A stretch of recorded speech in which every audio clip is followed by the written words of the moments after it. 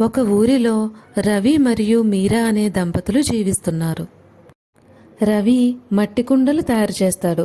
వాటిని అమ్మి దాని ద్వారా వచ్చిన ఆదాయంతో వారి జీవనాన్ని సాగిస్తారు.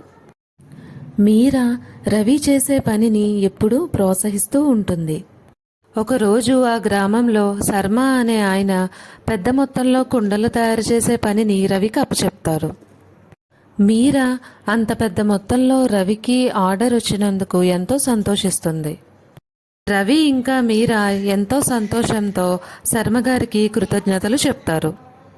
రవి తనకి పెద్ద మొత్తంలో వచ్చిన కుండలను తయారు చేయడానికి రాత్రింబవళ్ళు కష్టపడతాడు. ఒకరోజు సాయంత్రం ఆకాశం మేఘావృతమై ఉంటుంది. అది గమనించిన మీరా, అయ్యో, ఇప్పుడు వర్షం పడేలా ఉందే, కుండలన్నీ బయటే ఉండిపోయాయి, ఇప్పుడు ఏం చేద్దామని తన భర్తకి చెప్తుంది.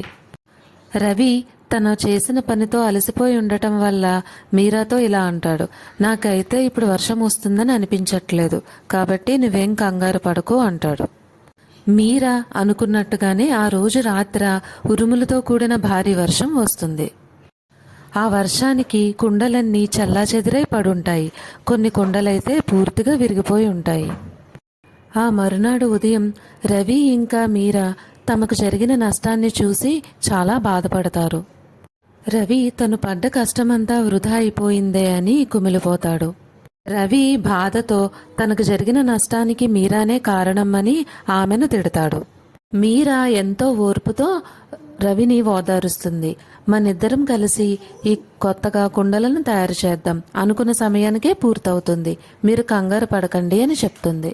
రవి ఇంకా మీరా రాత్రింబవళ్ళు కలిసి పనిచేసి కుండలన్నింటినీ తయారు చేసేస్తారు. మీరా మొదటిసారి కుండలను తయారు చేయడంతో పాటు కొత్తగా మెలకువలను కూడా నేర్చుకుంటుంది. ఒకరోజు తను ఆర్డర్ ఇచ్చిన కుండలన్నింటినీ తీసుకెళ్లడానికి శర్మగారు వస్తారు.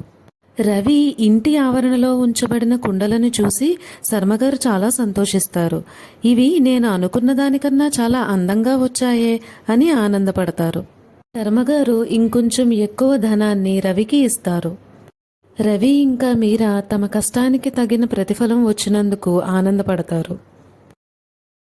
కలిసి పనిచేస్తే ఎంతటి కష్టాన్నైనా ఎదుర్కోవచ్చు.